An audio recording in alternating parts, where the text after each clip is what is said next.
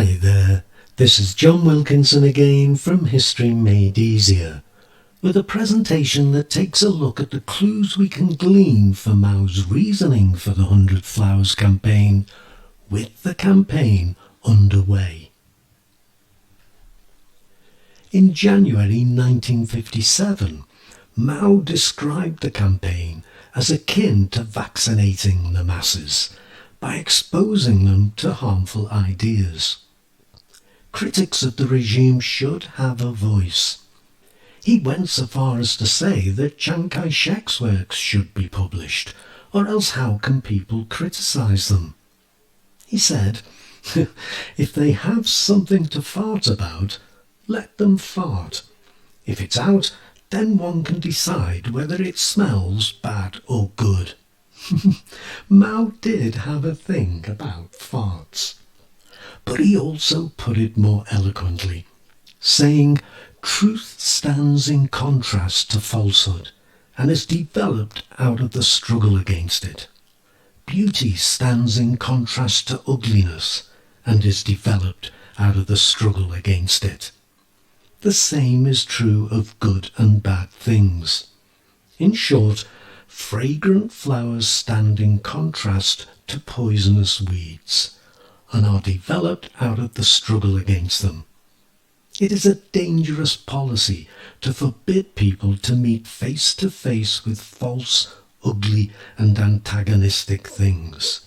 Such a policy would lead to people being incapable of facing the outside world and unable to meet the challenge of a rival.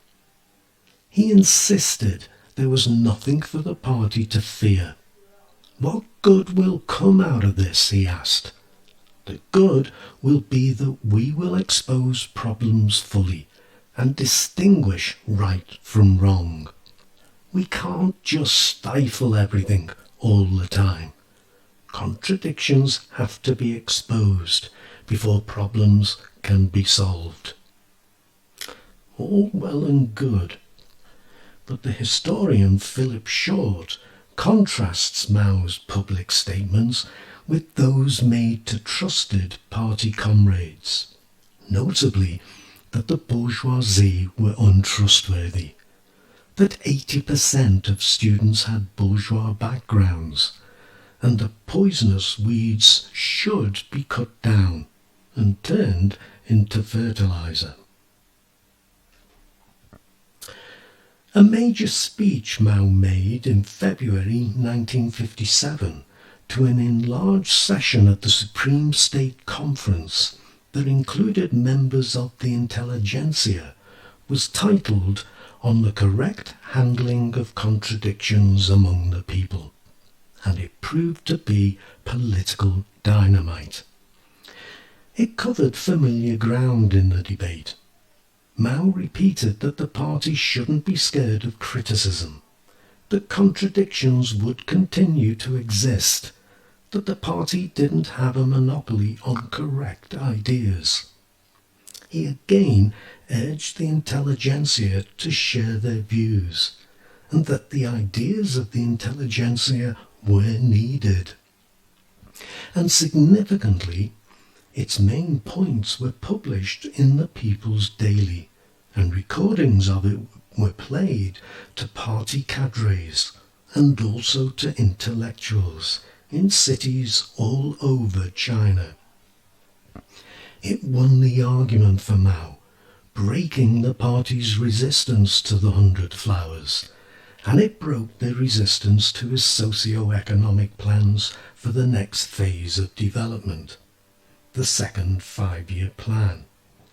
It therefore set the next phase in the history of China. What made the speech political dynamite, though, was that it set Mao, or at least it led to a chain reaction that set Mao, above the party.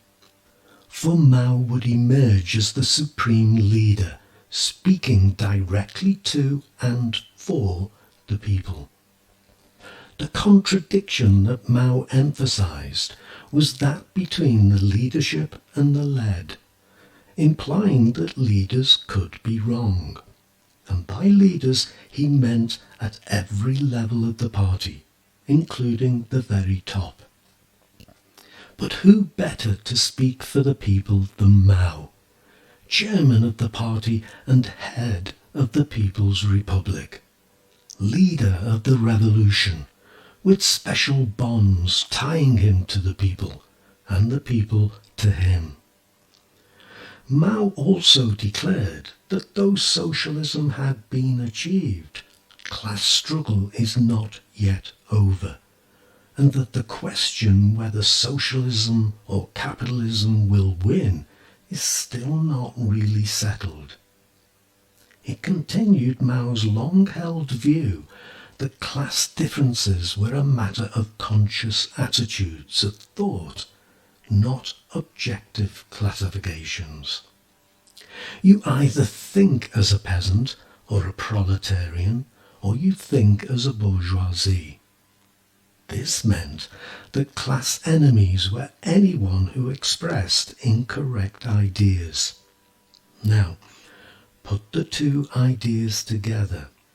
Leaders could be wrong, and class enemies are anyone with wrong ideas. And it meant that anyone, even at the top of the party, except of course the Mao, could be accused of being a class enemy.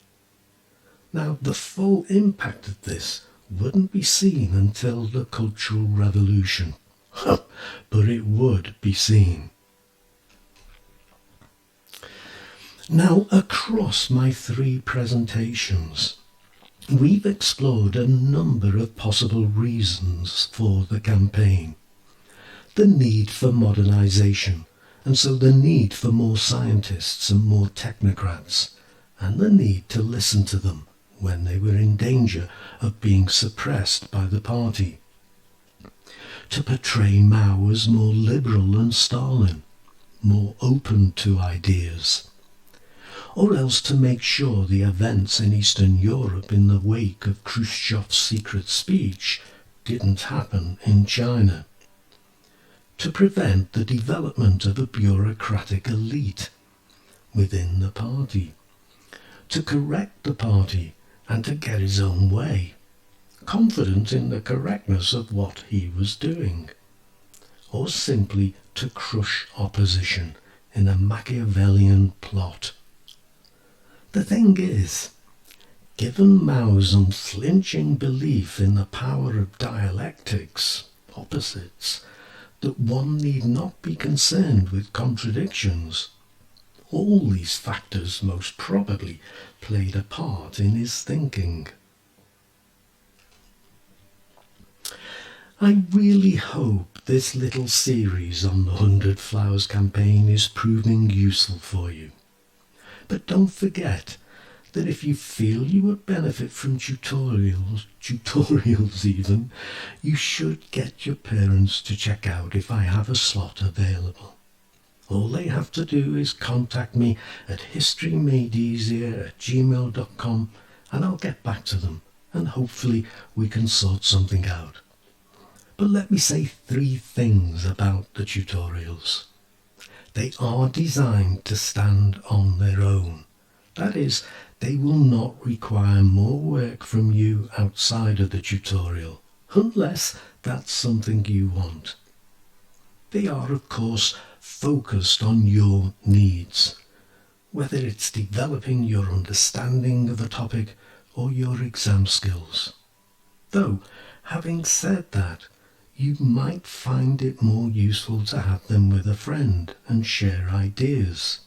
We can always set up a double link. And, of course, that means you can share the cost. And on the subject of cost, I'm happy to negotiate a fee your parents are comfortable with. I'm in this to help, not become rich.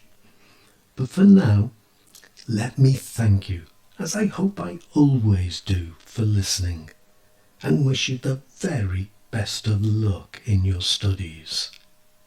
Cheers.